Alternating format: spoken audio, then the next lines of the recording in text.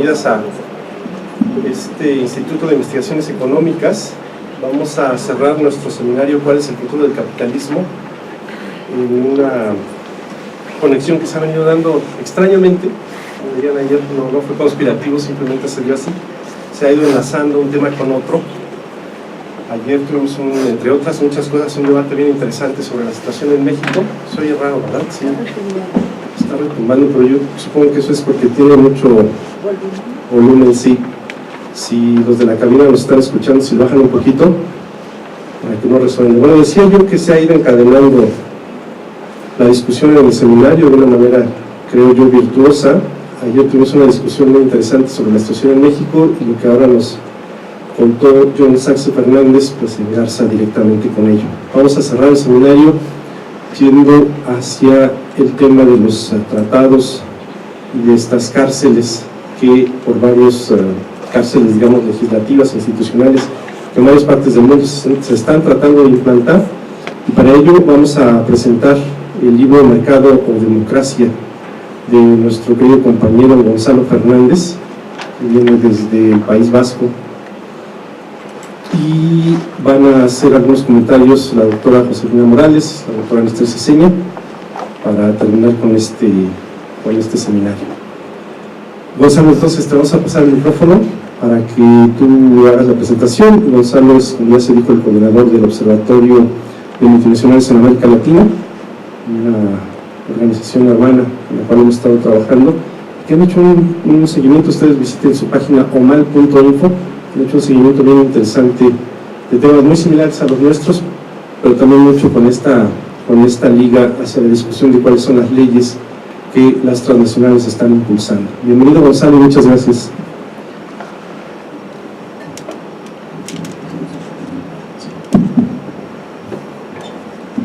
Muchas gracias, Raúl, muchas gracias, Josefina, a Esther, por estar aquí compartiendo la mesa conmigo, y muchas gracias a todos y a todas vosotras.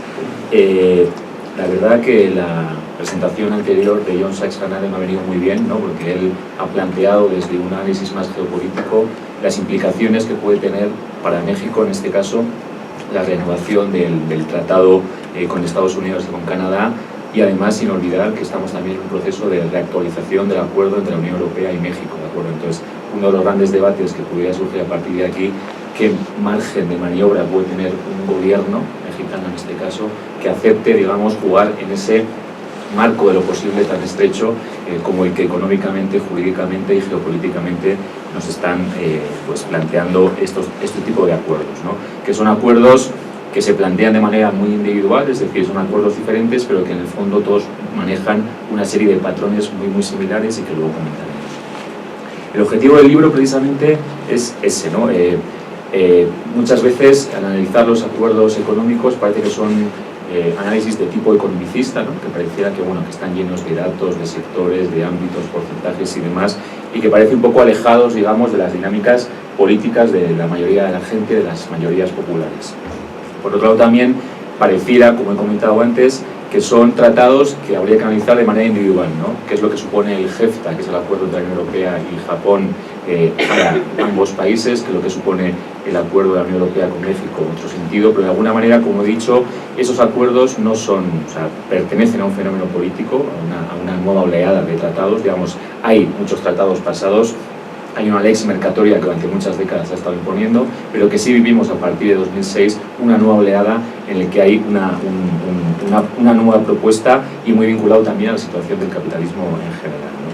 Y entonces lo que intentábamos en este libro, o el gran objetivo que plantea, es precisamente eso, es cómo sintetizar. Hemos analizado una multitud muy grande de acuerdos que están ahora en boga: el TISA, que es un acuerdo global con servicios, el CETA, que es el acuerdo de la Unión Europea con Canadá, el acuerdo de Estados Unidos, el Telecán, es decir, una serie de acuerdos de gran envergadura, ¿no? Que superan, digamos, esos acuerdos bilaterales, y entender este fenómeno como una cuestión política y no solo económica, ¿de acuerdo? Es ver qué patrones son los que nos sirven para identificar a qué está respondiendo o por qué, cuál es la razón de esta nueva ofensiva vía tratados comerciales, ¿no?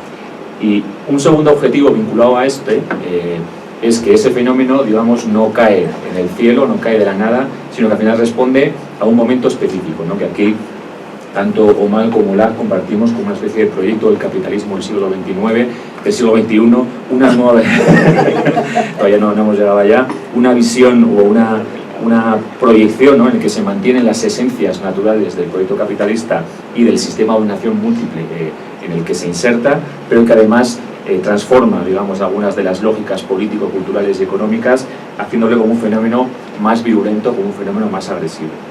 Y un tercer objetivo también del libro es el de plantear, bueno, pues cómo se sitúa todo esto en un contexto geopolítico determinado, en el que pareciera, ¿no?, que la propuesta de Trump es anti-acuerdos de tratados de comercio e inversión. No es así. ¿Cuál es el papel de la Unión Europea, de China, de Estados Unidos? Bueno, antes hemos comentado asuntos sobre el tema y creíamos que también era importante, pues bueno, pues intentar aportar algo a esta serie de debates, ¿no? Esto sería como el objetivo, y la estructura del libro pues es la siguiente, ¿no? El primer capítulo habla precisamente no tanto de los acuerdos comerciales y de los tratados, sino más bien de ese proyecto del capitalismo del siglo XXI, ¿no? O sea, asumimos por un lado que estamos viviendo un momento especialmente crítico, ¿no? Al final es el sistema, no solo nosotros y nosotras, también está en crisis, ¿no? Y hay como una especie de paradoja en la que hay un excedente ingente, ¿no?, de capital financiarizado, ¿no?, sobre todo, que está buscando reproducción. O sea, unas muy escasas posibilidades de reproducción en estos momentos, ¿no? En la OCDE sacó en 2014 un estudio en el que vaticinaba que hasta 2060 el crecimiento sería bajísimo, y por tanto un sistema que en su ADN está marcado por el crecimiento no encuentra crecimiento, y además tiene un gran excedente para buscar esa reproducción, y además lo hace en un contexto que también se ha comentado antes de colapso ecológico, ¿de acuerdo? Que al final, motivado por un lado por un cambio climático en ciernes, que al final genera, según las propias Naciones Unidas, el 70% de los conflictos socioambientales en estos momentos en el planeta, y además con un agotamiento de las fuentes de energía fósil, ¿de acuerdo? El carbón, el petróleo y el gas, que han sido las fuentes sobre las que se ha mantenido toda la matriz de crecimiento desde la Segunda Guerra Mundial, se están agotando, y no hay energía, renovable o no renovable, que sea capaz de pues plantear una mirada general o una base energética y material necesaria para el sistema en esta acumulación. Entonces nos encontramos en esta aporia, y ante ello se lanza este proyecto del capitalismo del siglo XXI, que seguramente después Ana Esther y Josefina nos comentarán, pero que resumo muy rápidamente, ¿no? En lo económico, digamos, podríamos decir que hay una apuesta inicial, en primer lugar, por evitar o eliminar toda traba sectorial al capitalismo, ¿de acuerdo? Todo lo que antes podía permitirse fuera del sistema a escala global, hablamos de bienes naturales, de energía, de servicios, de la propiedad intelectual y demás, todo eso de alguna manera se lanza ya al mercado de escala global, a la mercantilización a escala global.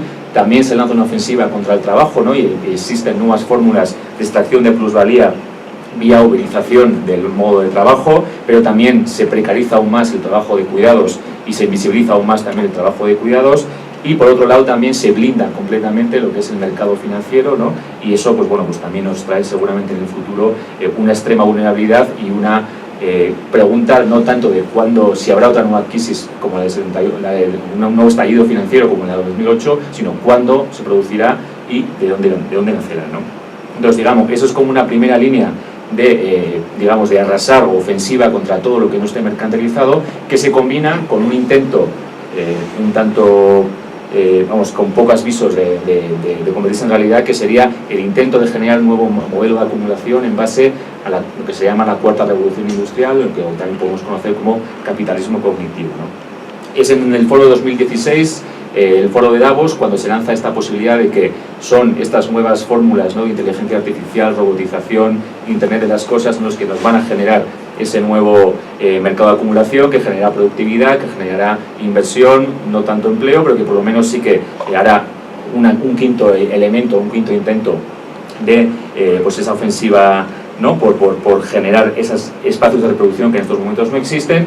No creemos que vaya a ser así, pero sí que tenemos claro que esa forma económica está cambiando también el modo económico productivo, y vemos cómo al final este tipo de economía digital sí que está llegando a más sectores, a mercantilizar más sectores de los que antes se podía llegar, y eso lo vemos también en nuestra vida diaria. Y además vemos cómo se están generando no solo lógicas de economía colaborativa, como parece que es un poco el relato que se nos plantea, sino más bien megaempresas que digamos que en la historia de la economía jamás habían conocido, porque tienen superan, digamos, la lógica de los rendimientos decrecientes y pueden generar o convertirse en la única gran empresa mundial en el ámbito, ¿no? Esto se combina también con una lógica política, una lógica en el que, digamos, para arrasar económicamente con todo el planeta, que es lo que están pensando, también políticamente tienen que lanzar una ofensiva, digamos, de desmantelamiento de los mínimos democráticos en los que estamos viviendo, ¿no? O sea, todos y todas somos conscientes, y yo creo que más en México, de la escasa densidad democrática del modelo de la democracia liberal representativa, pero aún así podríamos decir que existían como ciertos espacios, sobre todo en el norte global y sobre todo, digamos, a lo mejor espacios a nivel multilateral en defensa de los derechos humanos, que parecían, ¿no?, que daban cierto espacio a los sectores populares, o por lo menos a cierta capacidad de decisión popular, ¿no? Este fenómeno también está en cuestionamiento, es decir, si queremos hacer esa ofensiva económica, necesitamos evitar a todo, de cualquier forma, que haya posibilidades de que pues el mandato popular, la soberanía popular, incida en los negocios, incida en el comercio y en la inversión internacional, ¿no? Y entonces aquí lo que planteamos, y eso tendrá mucho que ver con los tratados, es cómo desmantelar todo este proceso a la vez que se amputa las capacidades de los estados y se limita la acción de estos básicamente a la seguridad, a la militarización, a la represión y a la conculcación de derechos. Digamos, un poco esta nueva democracia de bajísima intensidad, o ya casi que no podríamos llamar ni democracia, lo que se está planteando como proyecto, pues de este proyecto del capitalismo del siglo XXI, pero también, digamos, como todos bien sabemos, el proyecto económico y político necesita también un enganche cultural, digamos, ¿no? Al final también hace falta que alcance cierta hegemonía, ¿no? Yo creo que también ahí sí que estamos viendo una doble jugada, ¿no? Por un lado, se está ofreciendo pues unas nuevas subjetividades basadas en el emprendedor, basados en lo privado, basados en lo corporativo, ¿no? Digamos, desmantelar también todo lo que suene a público y común, o sea, de quedarnos un poco con esa idea de que uno individualmente puede conseguir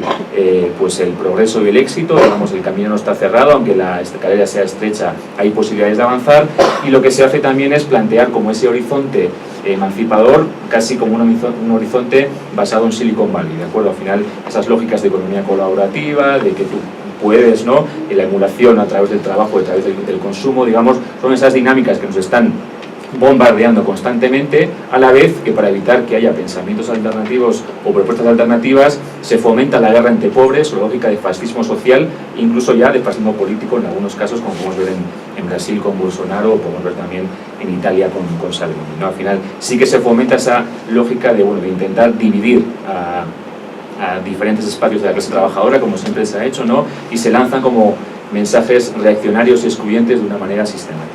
Pues esto, digamos, sería como la primera parte, el primer capítulo del libro, y en el segundo sí que ya entraríamos a analizar, bueno, pues qué tiene que ver los tratados comerciales con todo esto, ¿no? Pues en nuestra opinión, este segundo capítulo, por eso, más o menos está estructurado de la siguiente manera. Uno sería qué objetivos tienen los tratados, o qué objetivos tiene esta nueva oleada, qué impactos podríamos esperar de esta nueva oleada, quiénes son los protagonistas de esta nueva oleada, y pues hay un epílogo final como propuesta de alternativas. No es un libro tanto de alternativas, sino más bien de radiografía, pero sí que seguramente nos puede servir luego para el debate, y quizá para el debate precisamente aquí en México, ¿no? Entonces, pasando ya, digamos, a ese segundo capítulo, a análisis un poco de esta nueva oleada, sí que habría que decir que para nosotros y para nosotras la oleada de tratados comerciales es precisamente una de las principales vías mediante las cuales este proyecto se quiere poner en marcha y poner en práctica, ¿de acuerdo? Porque, como luego vamos a ver, básicamente incide tanto en esas apuestas económicas de mercantilización a escala global,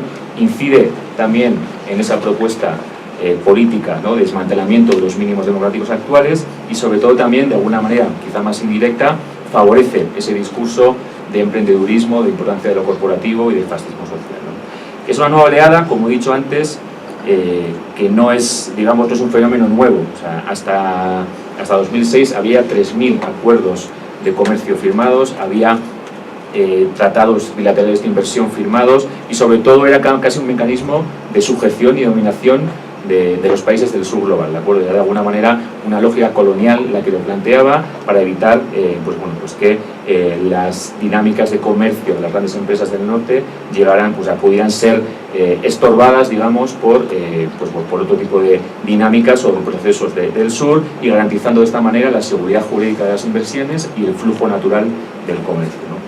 Lo que ocurre es que en estos momentos, digamos, en esta ofensiva capitalista, la expansión tiene que ser máxima y digamos que la ofensiva es geográfica a nivel global, sectorial a todos los ámbitos, ¿no? Y por tanto y también política. Entonces, esta nueva oleada lo que plantea es una nueva estrategia, ¿no? Digamos, si previamente hemos visto toda esta oleada de tratados previos, si hemos visto también el intento que fue la creación de la OMC y que en estos momentos está en un momento pues de cuestionamiento, de poca importancia, digamos, si esa vía, digamos, que se generó con el AMI, el Acuerdo Multilateral de Inversiones en el 97, con la OMC, digamos, de multilateralismo extremo, ¿no? Y al final con grandes organismos que gestionaran o que tenían la capacidad de incidencia política a nivel global, lo que se hace ahora es, si eso, digamos, fue paralizado, lo que se extiende ahora, lo que se plantea ahora, es que se haga por una vía más de firma de acuerdos a nivel bilateral, a nivel regional y a nivel pues global, incluso en algunos casos como el TISA, ¿de acuerdo? O sea, es una estrategia mucho más gradual, que no depende exclusivamente de grandes instituciones como la OMC y como el AMI,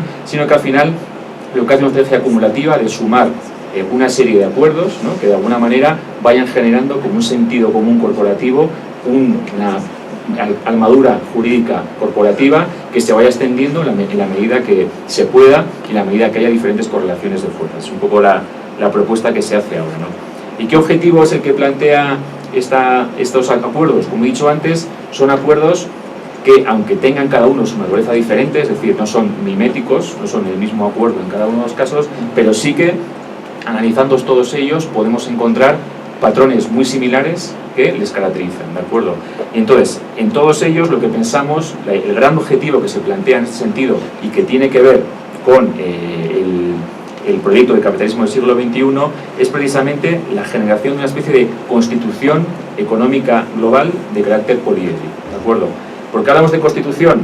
Porque al final hablamos de constitución porque lo que pretende esta oleada es lo mismo que pretenden las constituciones, es decir, definir cuál es el marco de lo posible y cuál no es posible, definir qué se le da valor y a qué no se le da valor, ¿no? En una constitución lo que hace precisamente es genera una serie de valores y genera también un marco o un espacio en el que esos valores se van a desarrollar. Estos tratados o este fenómeno político entendido en sentido global plantea lo mismo, ¿no? Al final plantea qué es lo que a partir de ahora se pretende que jurídicamente quede constatado y tenga valor y sea exigible y sea justiciable y qué es lo que no lo sea, ¿no? Hablamos de constitución económica global porque precisamente lo que pretende poner en el centro de ese valor o a lo que le va a priorizar es al comercio internacional, a la inversión internacional y en general a los negocios internacionales, ¿de acuerdo? Lo que no se puede permitir o lo que plantea esta nueva Constitución es que nada puede limitar la seguridad jurídica de las inversiones ni el flujo natural del comercio de las grandes empresas, ¿de acuerdo? Ese es, digamos, el gran valor de lo que están proponiendo estos acuerdos y en general la nueva oleada como fenómeno político. ¿Y por qué hablamos de poliédrica? Por lo que os he comentado antes. Al final, una constitución estamos acostumbradas a verlo como un texto único, con un articulado específico, ¿no? En el que más o menos vienen todos los contenidos. En este caso es poliédrica porque no vemos un único documento, es decir, tendremos que analizar lo que dice el CETA, lo que dice el acuerdo entre Estados Unidos y Canadá y México, lo que dice el acuerdo con la Unión Europea y Japón, por ejemplo, y veremos ahí que seguramente ese articulado disperso y también con una estrategia flexible aparece de alguna u otra manera en todos y cada uno de esos acuerdos. ¿Y cuáles son, digamos, esos patrones comunes? O sea, ese es un poco el ejercicio que hemos realizado en estos momentos, ¿no? O sea, ¿dónde se plasma esa constitución económica global poliédrica? O sea, ¿cuál es la esencia, digamos, de lo que están planteando? Pues nosotros hemos identificado como cuatro parámetros o cuatro ideas de cómo se quiere plantear o cómo se quiere llevar a la práctica, explicitar esta constitución, ¿no? Una primera es una definición ampliada de comercio, ¿no? Hasta hace 2 décadas yo creo que nosotros y nosotras entendíamos por comercio un comercio de bienes, ¿no? O sea, sería un poco lo que incluiría esa categoría de comercio, luego ampliaríamos quizá a servicios. Lo que ocurre que ahora ya en la definición de comercio de todos los tratados, de acuerdo, de todos los tratados que conforman esta nueva oleada, digamos, es una definición muy ampliada, o sea, casi todo. O sea, es más fácil decir lo que no está dentro de la categoría de comercio que lo que está, ¿no? Al final, ¿son bienes? Sí. ¿Son servicios? Sí. ¿Son bienes naturales? Sí. ¿Son energía? ¿Es competitividad? ¿Es propiedad intelectual, que también ha salido antes? Es decir, todas esas cuestiones que antes algunas de ellas podían estar mal que bien dentro de la lógica política o dentro de la lógica de el debate político, en estos momentos se metapolitizan y se meten dentro de la lógica comercial, ¿de acuerdo? Al final, todas esas cosas son comercio, todas esas cosas se sacan de esa dinámica y, por tanto, la aplicación de los tratados se amplía, digamos, del capítulo estricto de bienes o del capítulo estricto de servicios a todas esas dinámicas de inversión, competitividad, energía, economía digital, tecnología y demás, ¿de acuerdo? O sea, son parte de esa definición comercial. Eso como primer punto, digamos, vemos que todo eso ya es parte del comercio. En segundo punto, una segunda patrón que vemos también que caracteriza a estos acuerdos es que todos ellos defienden una serie de valores, como he dicho antes, ¿no? Les llamamos son 10 mandamientos corporativos, ¿no? Le llamamos también un poco pues esa metáfora del mandamiento, porque pues realmente la idea es que tengan esa capacidad política y cultural casi que tuvieran los mandamientos religiosos. Digamos, en estos momentos corporativos cambiamos el no robarás y el no matarás por cuestiones como acceso al mercado, es decir, hay que garantizar sí o sí, de cualquier manera, el acceso al mercado de cualquier tipo de empresa y, por supuesto, de las grandes empresas, porque son la importancia de la mercantilización a escala global. La armonización normativa, ¿no? Es decir, para garantizar el acceso al mercado tenemos sí o sí que garantizar que haya normativas similares en diferentes países. Claro, no estamos pensando en una armonización al alza, es decir, yo tengo unas condiciones laborales muy fuertes, seguramente pues bueno, habrá que subirlas, ¿no? Al revés, estamos en un momento de crisis absoluta, de búsqueda de reproducción, en las que hay una gran competencia por generar o traer esas inversiones. Lo que están fomentando también es una armonización a la baja en todos los estándares ecológicos, sociales, ambientales y demás, ¿no? Entonces, es un segundo gran principio.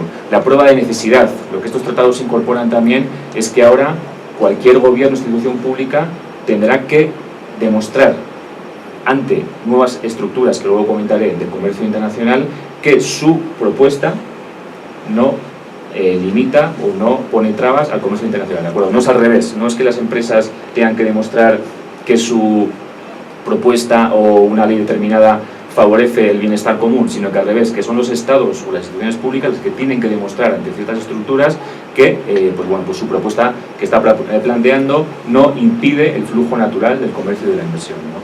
La seguridad de las inversiones, que era un gran principio que viene ya de hace muchas décadas, ya se hace explícito, ¿no? Y al final se tiene que garantizar no solo los beneficios pasados, es decir, no solo, digamos, las inversiones que se han realizado, sino incluso lo que es el lucro cesante, ¿de acuerdo? O sea, si hay empresas que piensan que por una decisión democrática de un país determinado sus beneficios se han visto lesionados, y no solo los presentes, sino también los que pudiera haber obtenido, esos también, digamos, pueden entrar en la lógica de los tribunales de arbitraje, que luego comentaremos. Las listas negativas de exclusión de ámbitos, es decir, en todos los tratados, generalmente, los acuerdos entre países excluyen una serie de ámbitos que son importantes para el país, pero de alguna manera que todo lo demás sí está metido dentro de la lógica de los acuerdos, ¿de acuerdo? Y eso tiene un punto de vista importante a nivel dinámico, es decir, a nivel del tiempo.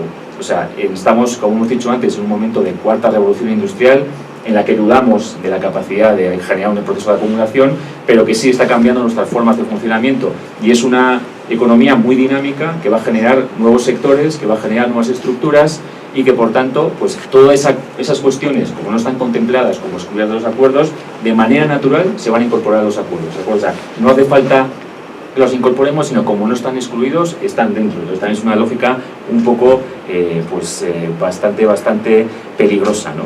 El trato nacional, que también es un acuerdo, un mandato clásico, ¿no? Al final se debe tratar a las empresas de fuera igual que a las empresas de aquí, se debe tratar igual a las grandes empresas que a las empresas de la economía solidaria, se debe tratar igual a Iberdrola que pues, a una cooperativa energética de cualquier lugar. Y trato de nación más favorecida, es decir, en el caso en el que México firme un acuerdo con Colombia y luego México quiere firmar un acuerdo con Panamá, a Panamá tiene que ofrecerle las mejores condiciones también que le ofreció a Colombia, salvo en el caso que estemos en cuestiones geopolíticas y China se le excluya y demás, ¿no?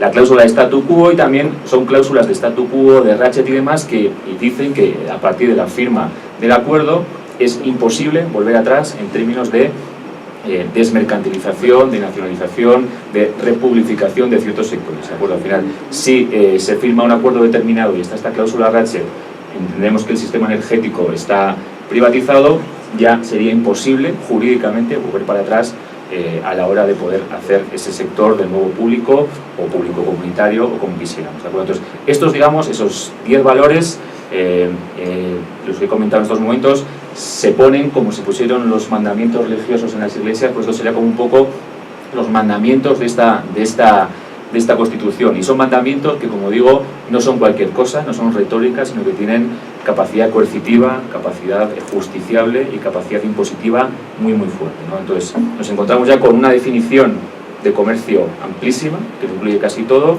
con unos mandamientos que marcan un poco la identidad de esa nueva Constitución, y después nos encontramos, bueno, esto es un poco la agenda y cuál es la estructura, ¿no? ¿Cómo vamos a hacer que esto se cumpla? O sea, más allá de los organismos que ya son parte del poder corporativo, ¿no? Hablamos de las grandes empresas, hablamos de los organismos multilaterales, ¿no? Como decía Sachse, que el Banco Mundial también es un instrumento en este sentido del poder corporativo, de muchísimos estados que están formando parte también de ese poder corporativo, pero en estos momentos se añaden o se añadirían nuevas estructuras que también favorecen, digamos, que estos mandamientos corporativos se lleven a la práctica, ¿no?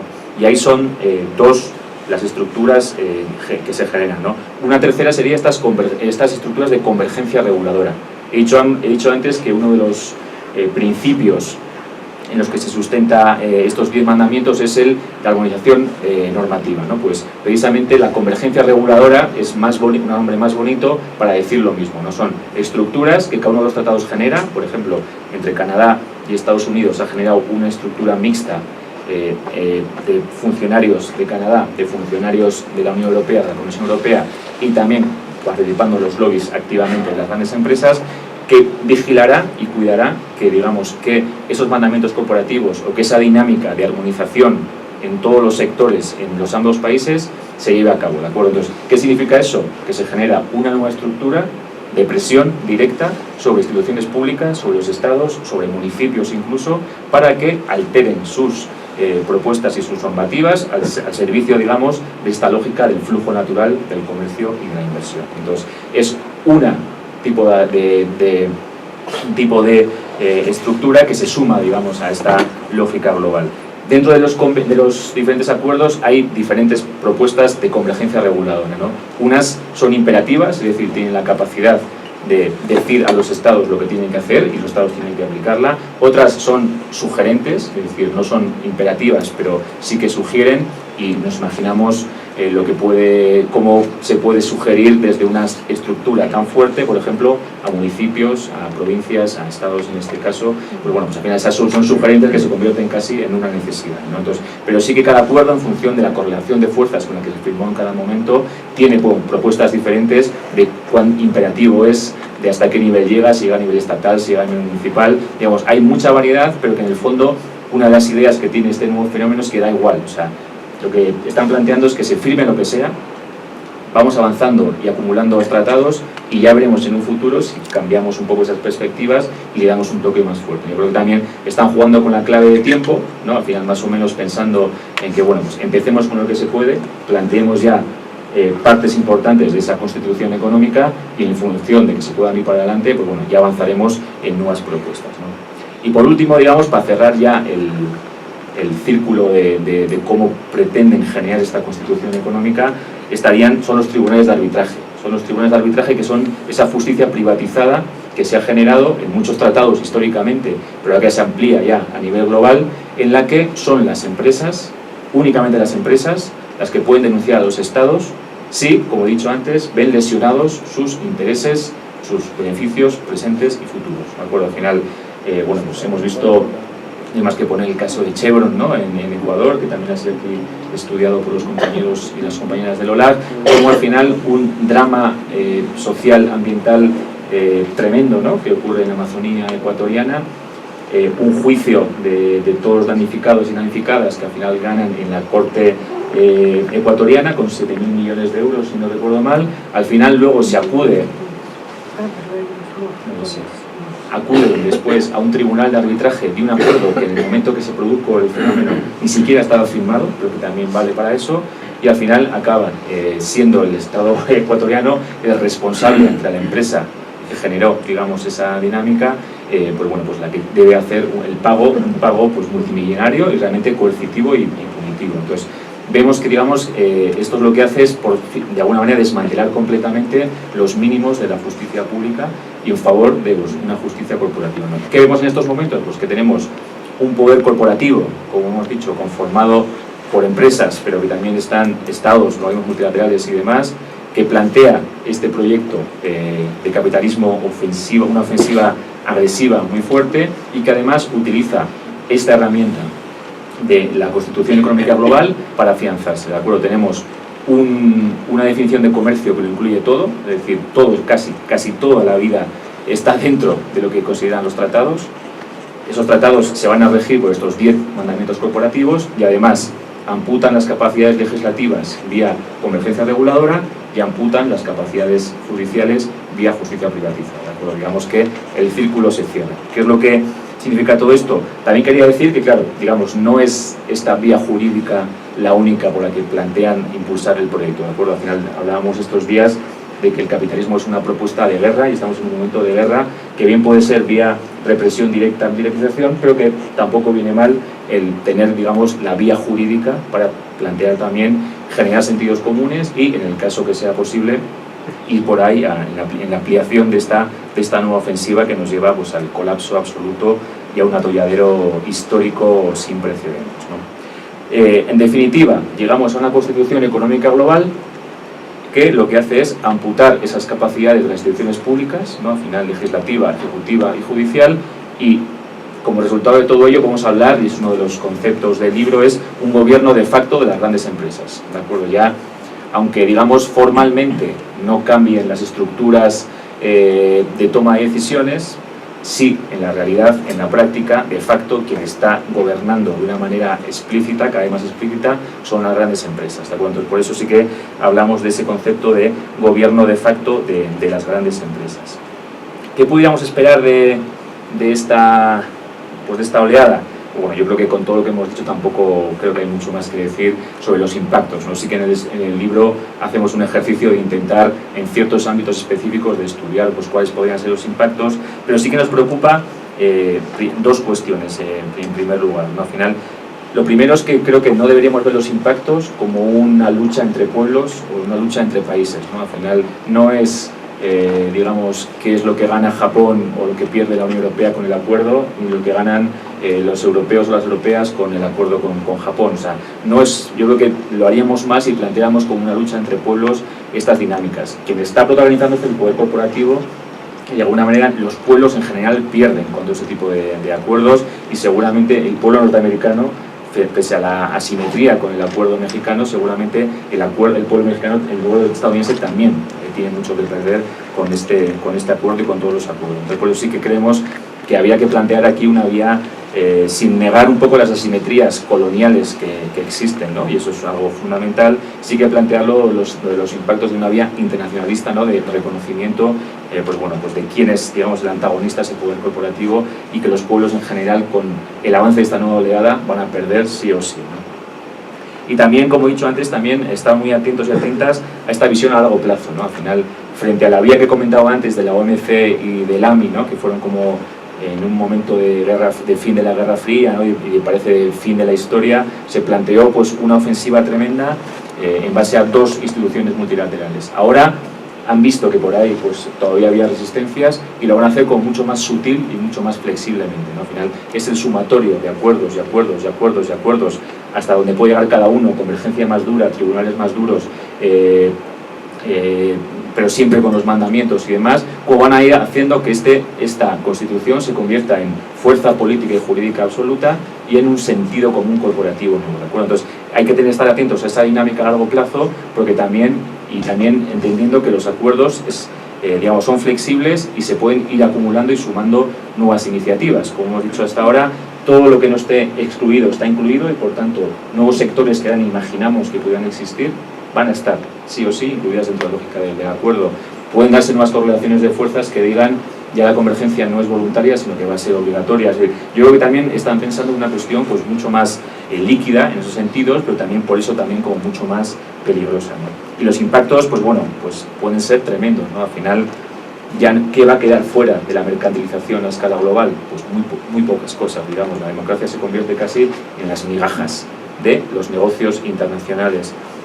¿Qué efecto va a tener en términos de insostenibilidad? Pues digamos, si hemos visto antes que estamos hablando de un momento de colapso ecológico y de cambio climático, esto no va a hacer más que reforzarlo, ¿de acuerdo? Al final, si Naciones Unidas dice que habría que dejar 2/3 partes de las reservas de petróleo actuales para que no se incremente en 2 grados, aunque ya le han rebajado a 1,5, pues el fenómeno del cambio climático, esto lo que va a provocar es que se agoten todas las fuentes de energía, porque de alguna manera están blindados esos negocios y por tanto se van a hacer, o sea, se va a fomentar la agroecología, la agroindustria frente a la agroecología y la soberanía alimentaria. Además, de alguna manera sí que son, digamos, impactos directos de la ofensiva neoliberal y la ofensiva de los tratados en la insostenibilidad del planeta y, por supuesto, en la dominación de las grandes mayorías sociales de manera desigual, pero también de una manera masiva, e incluso la expulsión de crecientes sectores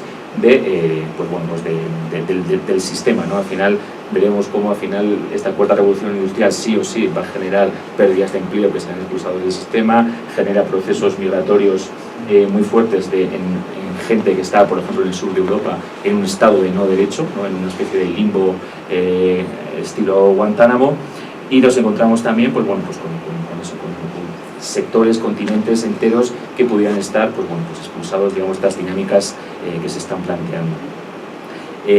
¿Quién protagoniza esta ofensiva tan loca, ¿no? Pues bueno, pues aquí tenemos claro que para nosotros el protagonista, como he dicho antes, es el poder corporativo, es decir, no diferenciamos entre corporaciones, estados y organismos multilaterales, digamos, todos ellos forman parte de esta lógica, con lógica jurídica, con lógica militar, con lógica de represión, o sea, son diferentes dinámicas con las que lo ponen en marcha, y sí que hay, por supuesto, una dimensión geopolítica que hay que analizar, geopolítica y económica, es decir, no es lo mismo la propuesta de Estados Unidos en estos momentos que la propuesta de la Unión Europea, que la propuesta de China, ¿no? Al final, pero creemos que en el fondo las tres, como es una estrategia tan líquida, flexible y acumulativa, las tres comparten, o las élites globales comparten un espacio común, lo que pasa es que tienen intensidades y propuestas como diferentes, ¿no?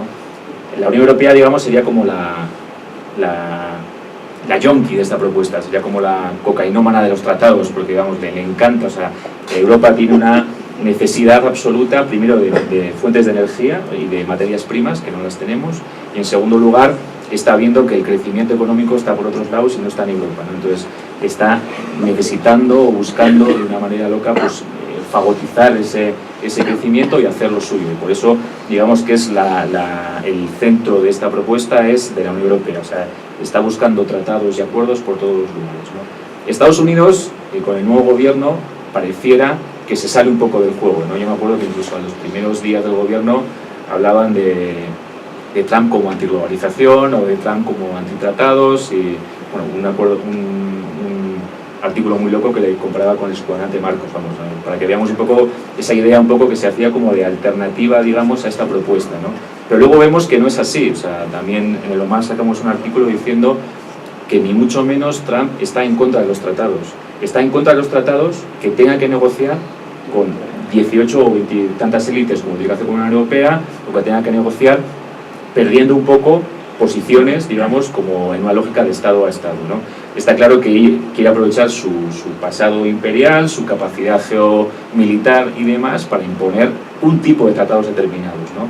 Y lo que se va, espero que no, pero que lo que se va a firmar con México y Canadá precisamente dice eso, o sea, sí hay tratados, pero se adaptó a lo que yo quiero, con ciertos aranceles, negando la posibilidad de que se firmen acuerdos de México con China y, pues imponiendo también, pues por ejemplo, es muy significativo que ha puesto en el nuevo acuerdo que está firmando, también no lo hemos visto bien, pero sí que habría tribunales de arbitraje para las empresas mexicanas, pero no para las canadienses, ¿de acuerdo? O sea, al final Canadá ha conseguido, entre Estados Unidos, porque Canadá también denuncia bastante a Estados Unidos, y entonces ha conseguido que en ese acuerdo se eliminen los tribunales de arbitraje, pero para México, por supuesto, se mantiene. Por tanto, vemos cómo sí hay una idea de mantener los tratados, pero haciendo valer el peso pues, imperial un poco de Estados Unidos, y seguramente no estará tan a favor de acuerdos regionales y globales, porque ahí sí que tiene que negociar más, y está más a favor de otro tipo de acuerdos bilaterales y de otro tipo, ¿no? Incluso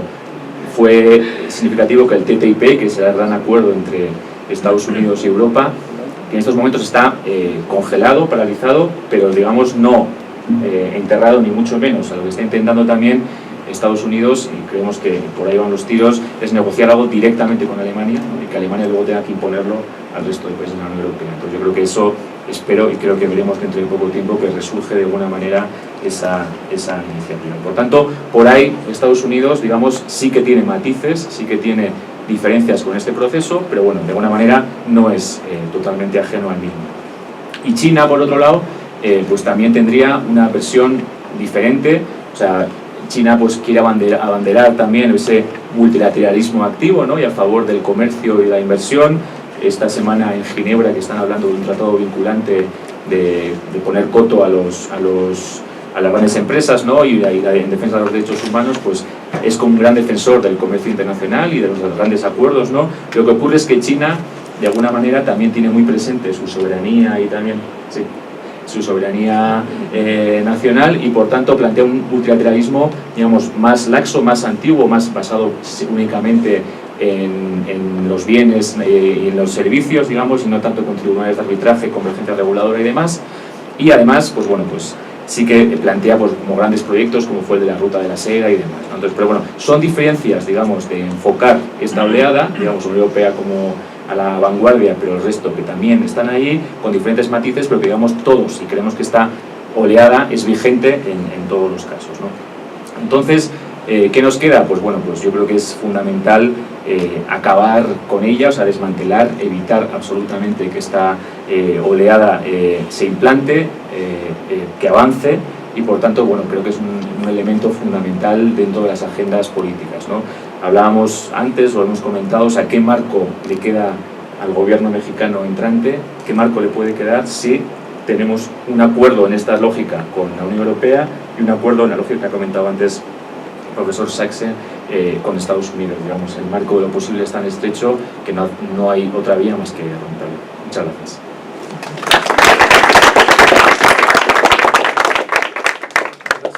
No podríamos pasarle el micrófono, ahora va a hablar nuestra compañera Josefina Morales, que es investigadora titular acá en Londres. Bueno, en primer punto agradezco la presencia de todos ustedes y desde luego la invitación del Observatorio Latinoamericano de Geopolítica para comentar este libro. Este libro que se llama, ya lo vemos ahí, Mercado o Democracia, los tratados comerciales en el capitalismo del siglo XXI.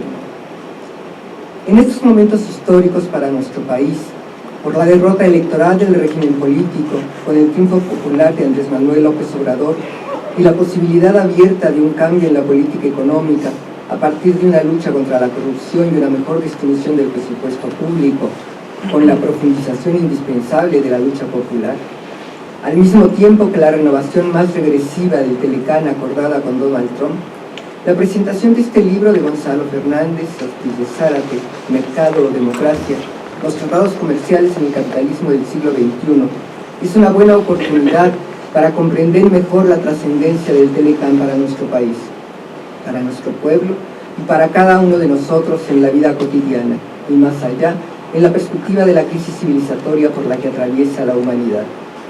Para este autor, la ofensiva de tratados comerciales y de inversión de nueva generación son uno de los ejes en la redefinición del capitalismo del siglo XXI que apuntalan hacia la imposición de facto de un gobierno global de las transnacionales. Al autor le interesa destacar las dimensiones políticas, sociales y culturales, más que las económicas, de esta ofensiva del capital, en particular a partir de la mercantilización generalizada de la vida, del intercambio de mercancías al de servicios, de la mercantilización de los servicios públicos de la naturaleza, del sentido de la democracia y lo comunitario al individualismo y socialfascismo. Y con ello, mostrar la construcción de una constitucionalidad global del capital que limita el ejercicio del Estado y elimina el Estado nacional y elimina la participación democrática, no solo de la institucionalidad tradicional del poder legislativo, sino fundamentalmente la de la sociedad. A lo largo del libro desarrolla y muestra la tríada que le interesa desentrañar: mercantilización, dominación, exclusión, que llevan al autoritarismo y la construcción de un gobierno global de facto, a la violencia y el disciplinamiento social. Los tratados señalan que hay más de 3.000, han construido, impuesto una nueva constitucionalidad global de facto, ya que su supuesta negociación, no lo dice así, se ha hecho, se hace en lo oscurito, en secrecía, sin discusión política. La normatividad de los tratados impone el derecho corporativo, privado, sobre el derecho público y lo constitucionaliza en cada país y lo va fortaleciendo en cada paso que da, hasta volverlos una norma hegemónica mundial. Dichos procesos tienen dimensión ejecutiva en su proceso de acuerdo e imposición de las nuevas estructuras regionales y multilaterales de decisión, y judicial, una justicia privatizada a través de los artículos de la solución de controversias entre estados y transnacionales. La ofensiva es global y profunda: mercancías, servicios, actividades públicas, energía, materias primas, comercio digital, propiedad intelectual, trato nacional al capital sobre las decisiones públicas, que en los hechos anulan la autonomía de la política económica nacional, de las políticas públicas, y una política económica nacional y regional, y una política de desarrollo nacional. La toma de decisiones se transforma así o pasa del ámbito público al ámbito privado.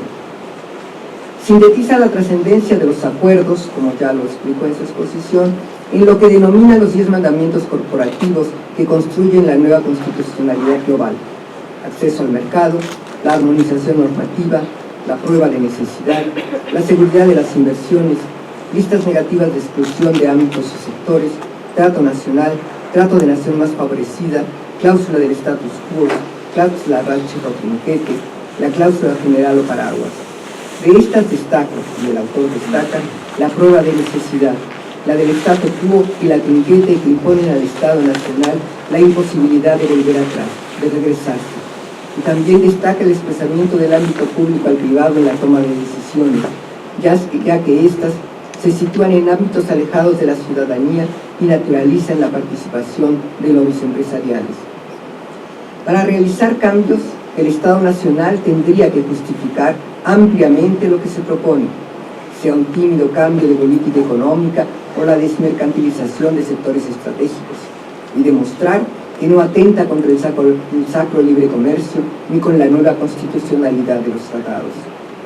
Destaca asimismo la jurisdiccionalidad privada de los tribunales ad hoc, en los que se resuelven las controversias entre los estados nacionales y las transnacionales, los 10 mandamientos y las estructuras corporativas que los garantizan. En definitiva, afirma, la protección, facilitación de inversiones en cualquiera de sus modalidades cerraría, por tanto, el círculo del gobierno de facto de las grandes empresas. Entre los énfasis en lo político y cultural, insiste una y otra vez que el gran capital desplaza armas en la formación de un nuevo sentido común, de gobierno, de democracia, de mercado, del poder corporativo, de lo público y de lo común. La nueva oleada de tratados asedia nuestras vidas, titula uno de sus apartados: el asedio a la vida, la pérdida de derechos en la reproducción social, las trabas al desarrollo de políticas alternativas, fortaleciendo el dominio del blanco burgués varón adulto heterosexual. En otra síntesis, estamos ante la construcción capitalista de nuevos espacios de acumulación con gobierno de facto, con una victoria política y cultural. La meta, nos dice, es un mercado global ultra regulado, para el cual la nueva oleada genera desde ya nuevos espacios económicos de acumulación, pero que complementaría y prioritariamente apuesta por un gobierno de facto que alcance una victoria política y cultural que permita que la pesadilla de Polanyi sea posible de manera definitiva y absoluta. En la tabla número 5, Nueva oleada y apuestas del capitalismo del siglo XXI, sintetiza la propuesta del capitalismo del siglo XXI y la nueva oleada de tratados en las 3 dimensiones que trabaja: la dimensión económica que busca una nueva onda expansiva en un mercado sin límites, la dimensión política, mercado global autorregulado, y la dimensión cultural, fascismo social y omnipresencia corporativa. Las trabas al Estado para revertir las políticas lesivas nacionalmente, en particular para políticas democráticas y soberanas para enfrentar el cambio climático, las compras públicas que tienen un gran peso en la economía y el comercio digital sin pago del IVA, que es una de las fuentes fundamentales del presupuesto público preciso. Temas cruciales adicionales son la problemática alimentaria y los servicios, el TPP y el nuevo Tratado México-Estados Unidos-Canadá, hoy bautizado TEMEC. Finalmente, expone las agendas en disputa entre el capitalismo más universalista, el de la primera ola globalizadora, y el más unilateralista, la guerra económica y el juego geopolítico, Estados Unidos versus China y la Unión Europea-Estados Unidos. Y recordemos, sin que ahora lo desarrolle o lo tengamos presentes, que esto se da sobre todo a partir después de la gran crisis, de la crisis 2007, 2008, 2009, no resuelta. Y frente a esta situación, ¿por dónde debe ir la agenda emancipadora? Nos señala en el comercio internacional frente a este desafío civilizatorio. Un triple movimiento nos indica que desmercantilice la sociedad, la democracia y la economía, que desmantele el poder corporativo, que lo haga desde una perspectiva de eliminación de toda lógica de exclusión, por un lado, y de superación de toda dominación de clase, heteropatriarcal y colonial, por el otro, por la defensa de la vida, de lo local, radical distribución de la riqueza con tres claves: radicalidad, transición e inclusividad. La disputa por lo público, señala, por el Estado, se convierte hoy en día en un escenario estratégico, por lo que habría que abordarlo prioritariamente desde un nuevo prisma público-comunitario. Aquí la disputa cultural y de sentidos comunes es estratégica, acompañando y abriendo sendas de posibilidad alternativas. Y finalmente señala algunos elementos para un comercio exterior alternativo que debemos trabajar. Movilización contra los tratados de libre comercio, nuestra tarea del día de hoy, por favor. Profundizar nuestra comprensión de los nuevos acuerdos, enfocar nuestras baterías contra la arquitectura de la impunidad en la que se sustentan. Como siempre denuncia John Sachs, lo acabamos de oír, el Banco Mundial, el Fondo Monetario Internacional, la OMC.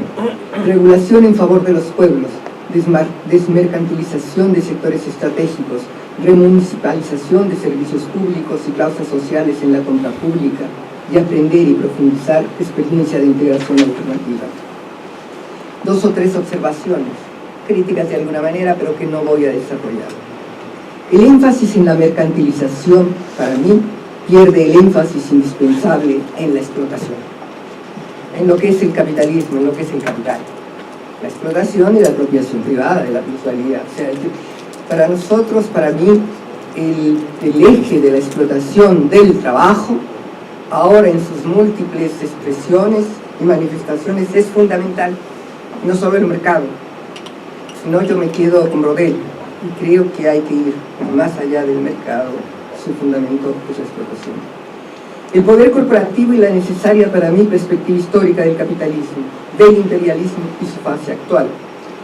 Para nosotros, digamos, desde México, más lejos de Dios, muy lejos de Dios y tan cerca de Estados Unidos, como ya la señalaba John, nuestros profesores, y me quedo en la perspectiva de este instituto, de Ceseña, de Aguilar, de Carmona, en donde también, aparte de tener una fuerte profundización en Marx, tienen un fuerte conocimiento de la realidad y del pensamiento crítico norteamericano, que 2, que 3 no son muchos, pero 5 o 4 que tenemos que conocer. Y que tenemos que, porque hay que irse a las entrañas del monstruo. ¿Sí? Entonces también los que viven el monstruo tienen una manera de mirar las cosas de otra manera. Entonces la perspectiva histórica del imperialismo actual y mayor énfasis en la militarización. Lo que pasa que, como ven, es que estamos ante un desafío civilizatorio que tiene todas las dimensiones de la vida diaria, a todo. Pero aquí me quedo. Muchísimas gracias, Gonzalo, y sigamos con la discusión y la reflexión y sobre todo con el activismo.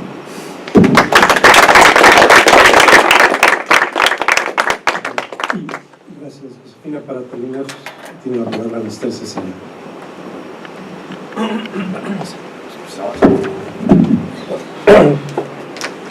Bueno, pues como ya relataron tanto el libro, yo lo voy a problematizar. Voy a señalar algunos puntos, incluso cortito va a ser, ¿no? Algunos puntos que me parece que están en el libro, pero no están, ¿no? O sea, como que están allí presentes, pero quizá no suficientemente problematizados, o a veces no suficientemente explicitados, y que quizá nos están... A ver, yo veo que el libro, y bueno, conociendo a Gonzalo también eso lo reafirmaría, el libro lo que está haciendo es estudiar los tratados de libre comercio para entender el capitalismo de hoy en día, ¿no? Entonces, si queremos entender el capitalismo de hoy en día, hay algunas cositas que ya nos plantean los tratados y que de repente me parece que no fueron jaladas suficiente como para la discusión general. Entonces, a esas son a las que me voy a referir. Una primera es, tiene que ver con la amplitud de la mercantilización, habla Gonzalo, ¿no? Y entonces hoy no son solo los bienes, regulares, sino que se incorporan una serie de cosas dentro del ámbito de las mercancías. O sea, hoy vamos a tener una mercantilización hasta de las emociones de repente, ¿no? Pero del pensamiento, de los servicios, de todo, el capitalismo no solo va profundizando, se va corriendo de la esfera de la producción a la esfera de la reproducción, se va corriendo de la esfera, física a la esfera cognitiva, que eso es algo que señala, pero para mi gusto debió haber jalado más, ¿no? Y entonces lo que está ocurriendo es que los tratados, lo que nos indican cuando vemos las cláusulas de propiedad intelectual, por ejemplo, cosas de estas en los tratados, lo que estamos viendo de otra manera es la capacidad de apropiación que tiene el capitalismo, ¿no? El avance que ha tenido tanto en el campo tecnológico, pero también en la habilidad en la habilidad funcional que desarrolla como para realmente penetrar todas estas esferas, y por supuesto las mercantiliza en parte pues porque eso es permite obtener mayores ganancias, pero también esto tiene un efecto en la capacidad de dominio, de control, de disciplinamiento social, ¿no? Y entonces ahí hay elementos que son muy ricos y que de repente estas clausulitas de los tratados ya nos están apuntando para allá, ¿no?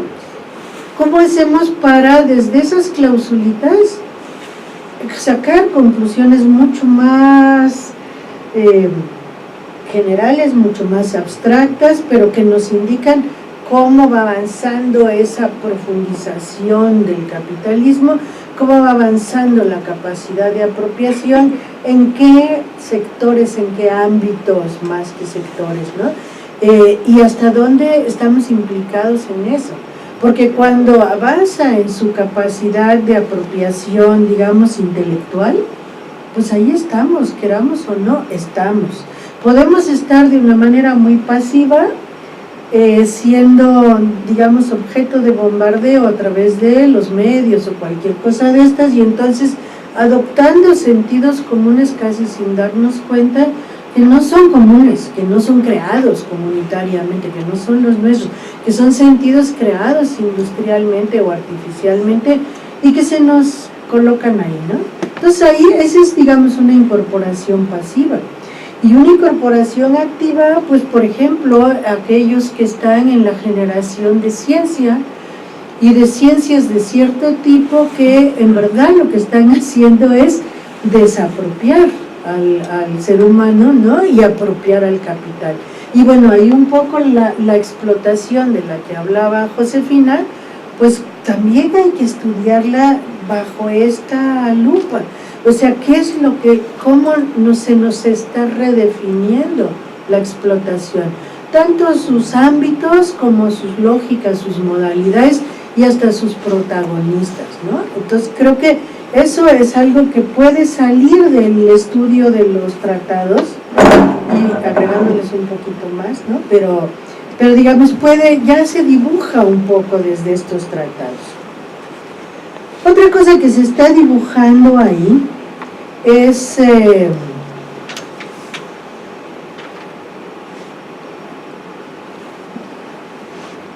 esta, digamos, como que los cambios de institucionalidad o de institucionalización que van de la mano de los tratados estos y de, bueno, otras políticas, pero los tratados de algún modo sintetizan mucho todas las políticas que se están impulsando en el capitalismo contemporáneo. Entonces, ¿qué pasa? Yo incluso al leer, pero al oír también otra vez, pensaba, bueno, a ver, nos dice en un momento Gonzalo, se está reforzando lo internacional, pero yo de repente digo, ¿se está reforzando o se está vaciando? Es decir, ¿qué es lo que está pasando ahí realmente? Porque fíjense, no son naciones soberanas necesariamente que se interrelacionan, sino que son naciones penetradas que se imbrican y que están perdiendo soberanía. Se está creando una supranacionalidad que, por supuesto, de algún modo va a tener sus ejes, ¿no?, de organizadores. Pero entonces puede ser que pensemos como en el Tratado de Libre Comercio de América del Norte, ¿no? Pensemos en una supranacionalidad instalada en un Estado, ¿no? Porque el otro es muy frágil, muy débil, digamos, dejando a Canadá fuera por lo pronto. Podemos pensar en una supranacionalidad que fragiliza a todos de algún modo, ¿no? Y que entonces crea una especie de gobierno multinacional, una cosa así. Pero finalmente lo que estamos teniendo ahí es una tensión muy fuerte, que tú también lo planteas, pero de repente se me hace que si lo juntamos y le sacamos más consecuencias, ¿no?, podría ser bien interesante como para pensar el futuro. Lo que se está poniendo ahí en cuestión es la nación como espacio institucional de organización territorial del capitalismo. O sea, no es ese, ya le empieza a quedar incómodo, lo que no quiere decir que se disuelva inmediatamente ni que tenga una vía única.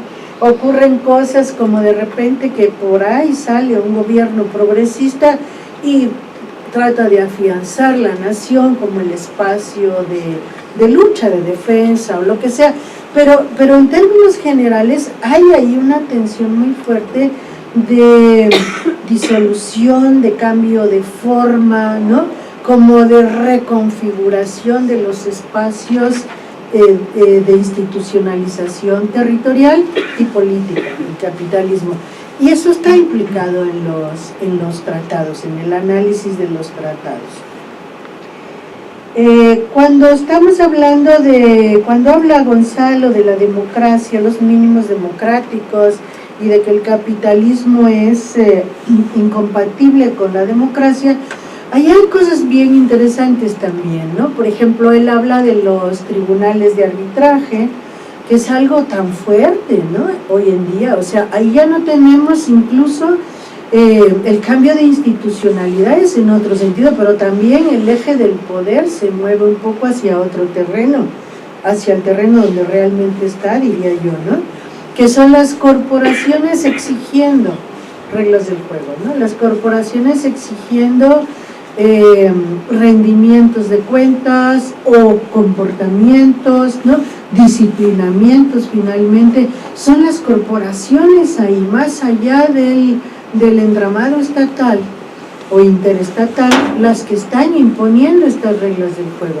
de facto.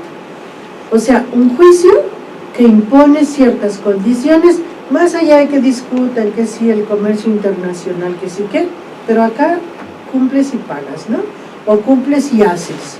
Entonces ahí tenemos también otra dimensión, que es una dimensión autoritaria, yo diría absoluta casi, ¿no?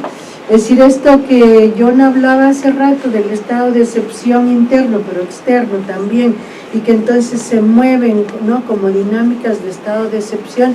En eso estamos. ¿Qué tanto eso tiene que ver con los tratados? O sea, porque cuando hablamos de estado de excepción, pues por ejemplo, nos colocamos en el estado norteamericano, sí hay un estado de excepción interno, que es el de la Acta Patriótica, y a partir de ahí todo lo que sigue.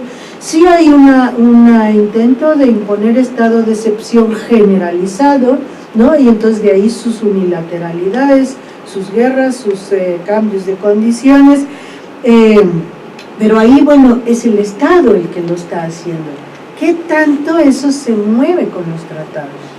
O sea, se movería del ámbito estatal, nacional, ¿no?, delimitado, hacia un ámbito aparentemente comercial, pero autoritario, absolutamente autoritario, que de algún modo quizá es el protagonista de estos tiempos para impulsar el estado de excepción, ¿no?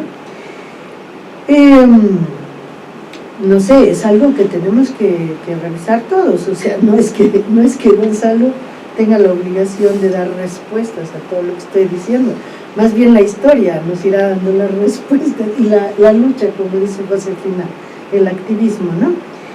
Otra cuestión que se pone acá, que es también como de cierta incertidumbre y cierto cambio, estamos ahí también en una transición, es qué tanto el mercado requiere extenderse, o el mercado ya solo requiere profundizarse, o qué es ese mercado que está en juego, o sea, cuáles son los bienes hoy en día.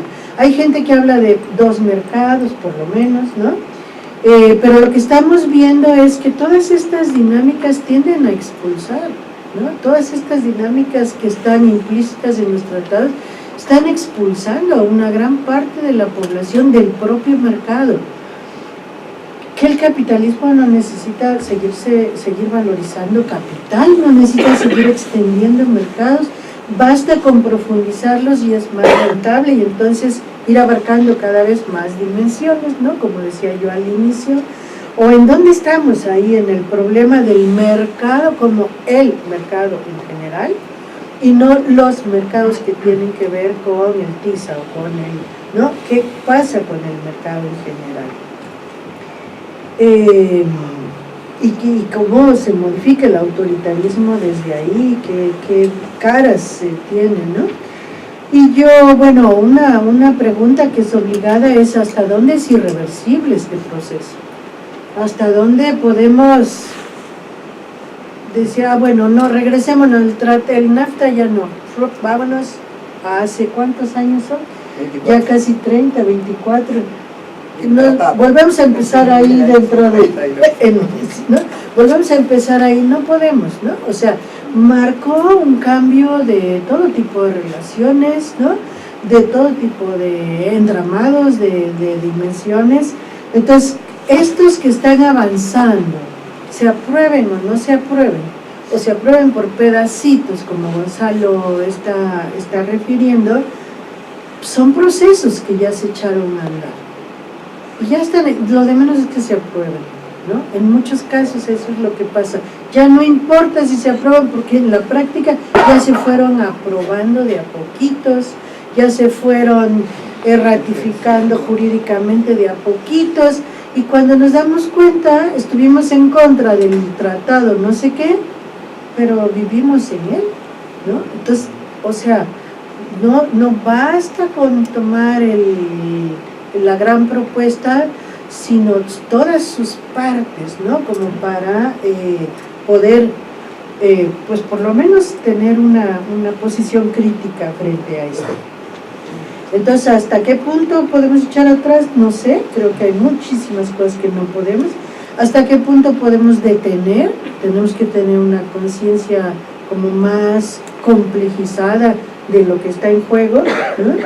Y bueno, organizarnos, por supuesto, ¿no? Y lo único último que digo, que pregunto, ya no a Gonzalo solamente, a ustedes, a todo el mundo, ¿no?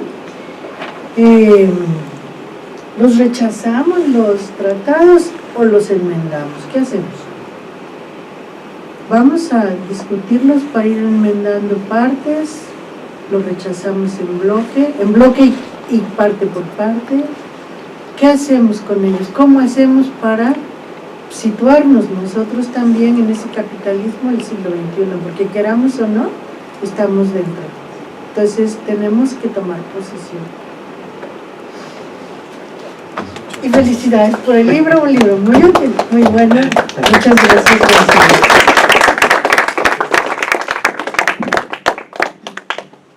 Ahora tendremos tiempo para unas cuantas preguntas, si es que hay ánimo. ¿Alguien quiere preguntar algo? ¿No? ¿Ya estamos cansados y cansadas? Han estado callados. Sí. Les damos la palabra y nadie quiere hablar. Hace rato tampoco. Ok. ¿No? ¿En la mesa? ¿Alguien quiere comentar algo? ¿Gonzalo, quieres comentar algo? Sí. Desde que pase el micrófono pasándolo, nos faltó que estos tratados de libre circulación del capital, de las mercancías y todo lo que quieran, no tienen prohibida la libre circulación del trabajo. Sí, bueno, tomo todo esto, las sugerencias realmente como cuestiones de aporte fundamental. Es verdad que el libro puede llegar hasta donde puede llegar, pero sí que el tema de la explotación, el imperialismo y demás, yo creo que son cuestiones estratégicas, ¿no? Sí que destacaría como esa lógica de reversión o de nueva configuración política, ¿no? Al final, no sé si lo global, yo no creo tanto que se vacía, digamos, de interés para los pueblos, para las comunidades, y se blinda absolutamente para el poder corporativo. Yo creo que lo que está generando esta ola de tratados, yo creo que estamos asistiendo a un desmantelamiento de toda esa arquitectura multilateral que mal que bien podía pensar en defender los derechos humanos, y digamos, la matrix desde donde se ejerce ya este poder corporativo está blindado absolutamente a nivel multilateral y regional. Yo creo que esta ofensiva precisamente el blindaje también de los estados, ¿no? Intentar amputar sus capacidades para que, por si surgieran, digamos, la mayoría de ellos están ya involucrados con el poder corporativo, pero si surgieran iniciativas, pues una Venezuela o en el caso de México, para decirle, cuidadito, digamos, el marco de lo que tú puedes hacer es estrictamente esto, y si lo aceptas puedes estar aquí. Creo que es un poco el objetivo, y impedir de alguna manera que esas dinámicas emancipadoras que puedan darse desde los estados pues puedan ir a cabo. Es decir, como es el sentido común hecho jurídico, no solo político. Es verdad que esto, digamos, es una arma más, o sea, la arma política, militar, de represión, geopolítica y demás sigue estando vigente, pero digamos, esto lo que hace es una armación jurídico que hace que, bueno, que ya no solo sea, digamos, un debate político, sino que, digamos, esto es la ley, ¿no? Esta es la norma y es lo que está impuesto y lo que hemos firmado y lo que fuera. Entonces yo creo que eso también le da un plus que en algunos lugares puede funcionar de una manera más lógica lo jurídico, en algunos casos utilizarán más lo militar, y en la mayoría de los casos se harán ambas, ¿no? En el momento que sea oportuno, ¿no?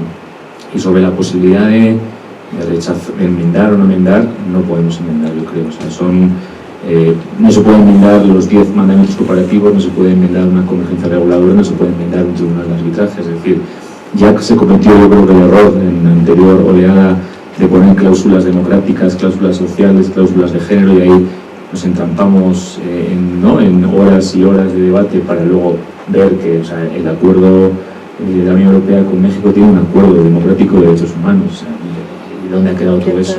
Absolutamente nada. Entonces yo creo que de plano la cuestión es rechazarlo, pero teniendo en cuenta realmente que es una cuestión muy complicada, ¿no?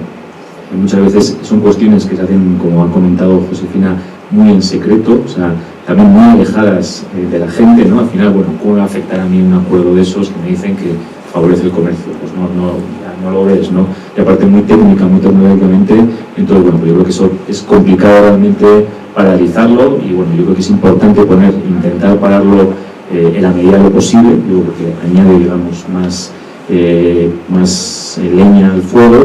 Pero de todas maneras el problema no es los tratados, el problema es el sistema, ¿no? Es realmente ahí donde tenemos que seguir insistiendo. ¿Alguien se anima? ¿No? ¿Una de las dos? ¿Algo? Bueno, te pasamos el micrófono, por favor.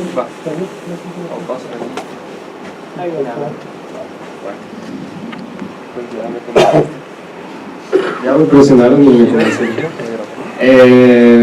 Bueno, pues no, antes que nada, felicitaciones por el libro, me imagino es un esfuerzo grande. No conozco material, solo conozco, digamos, por lo que se ha hablado acá, ¿no? Me parece, y tampoco sé, por ejemplo, para quién se está escribiendo el libro, ¿no? Pero me resulta interesante un ejercicio interesante, importante, que me parece que sería bien productivo, es plantear la cuestión del comercio, o sea, cuál es el papel del comercio en términos de la cotidianidad y de la vida, ¿no? Y asimilarlo en términos de, por ejemplo, el ciclo del capital y cómo una esfera de circulación que sería el comercio, o la segunda esfera de circulación, cómo tiene determinaciones directas sobre esferas productivas y otras esferas de circulación que reestructuran, modifican e imprimen ciertas características a las relaciones de producción, a las formas de cómo organización del trabajo, formas, digamos, de llevar la vida en una sociedad común que produce sobre características capitalistas, ¿no? Y eso me parece que es un ejercicio importante para el momento de plantear por qué oponerse a este tipo de tratados, ¿no? Y llamar a la población y mostrar, me parece que a partir de este ejercicio es un esfuerzo grande de mostrarle cómo este tipo de tratados, ese tipo de que creo que yo llamo como una nueva ofensiva del capitalismo, una nueva ola ofensiva, afecta directamente al día a día. Y eso llamar, digamos, a la movilización, a la organización contra este tipo de tratados. Y me parece que así, por eso pregunté para quién está escrito, porque si pasamos desde una discusión de que no es el sistema, es el sistema, continuamos, me parece, están en una discusión muy alejada de lo que es el día a día y a lo que es la gente que no está inmersa, digamos, en las universidades. Entonces quería como un poco tal vez plantear ese tipo de ejercicios para poder, digamos, sacarle un poquito más de jugo, como dijo la doctora, al material que parece que está bastante bueno. Entonces sería eso. Gracias. ¿Alguien más?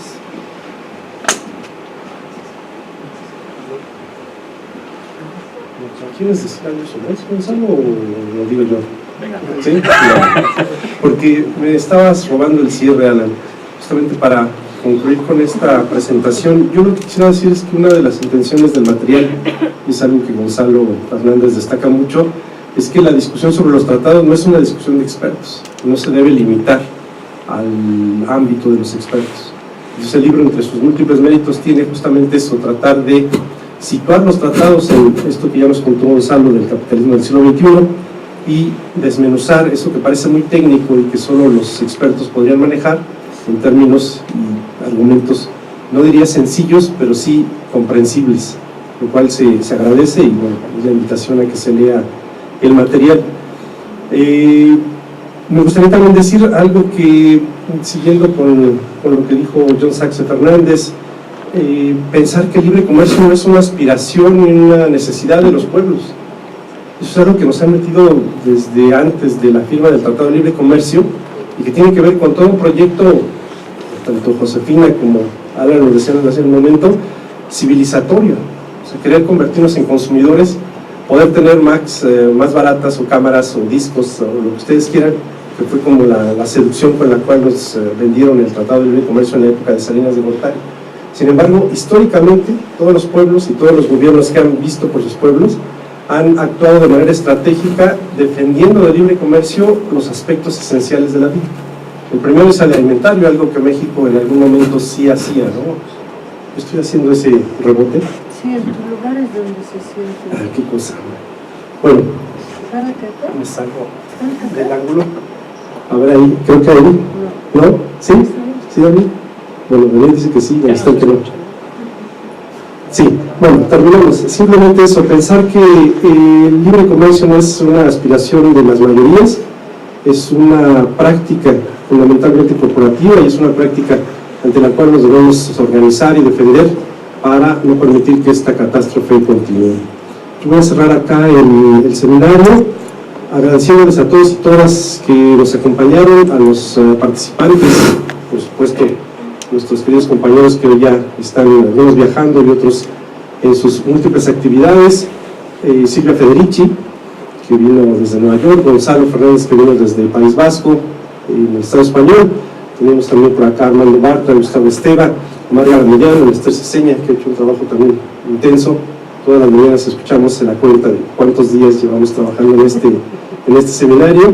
A Daniel Inclán, que junto conmigo, Raúl Ornelas, organizamos este seminario, a todo el equipo de NOLAG, Rodrigo, Cristóbal, Katia, Carlos, Francisco, que nos ve por acá, David, por supuesto, Josué, todos los demás que quizá no están, Ana, que está fuera con la mesa. Y yo cerraría juntando el comentario de John con algo que nos dijo el maestro Ceseña cuando preparábamos este hermoso libro, que ven ustedes ahí, que todavía quedan algunos ejemplares, que se llama La Nación Mexicana frente a los monopolios. Este libro trae los artículos del maestro Ceseña, una selección que hicimos al Estrillo, los artículos del maestro Ceseña que aparecieron en la revista Siempre, pequeños, yo los llamaba en aquella época, pequeños tratados de sabiduría económica, un retrato de la oligarquía mexicana en su tiempo, de los diferentes sectores productivos que le tocó estudiar o que deseó estudiar el maestro Ceseña. Y cuando lo preparábamos, recuerdo que él era muy escéptico, nos decía a Esther y a mí, pero ¿para qué van a hacer eso? Eso no nos interesa, eso ya a nadie le interesa. Y nos dijo, y con eso me gustaría cerrar el seminario, es un deber patriótico estudiar lo que está pasando en México. Y NOLAG, creo que ahora sí, tiene que retomar ese reto, ese desafío, porque los tiempos que se nos vienen son bien complicados, pues, ¿no? Pareciera, por lo que decía John, que el tiempo ha cambiado.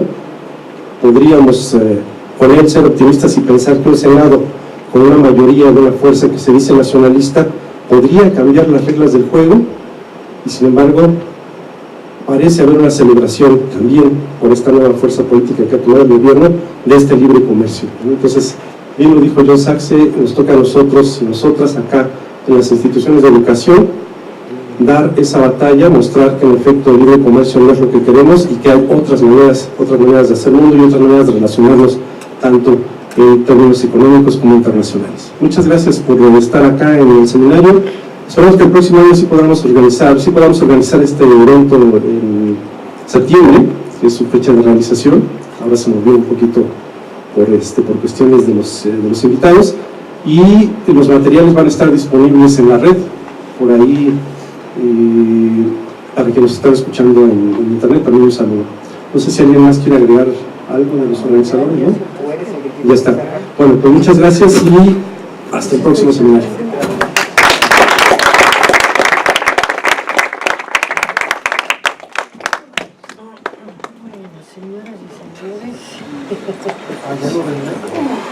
Y la otra cámara, Carlos.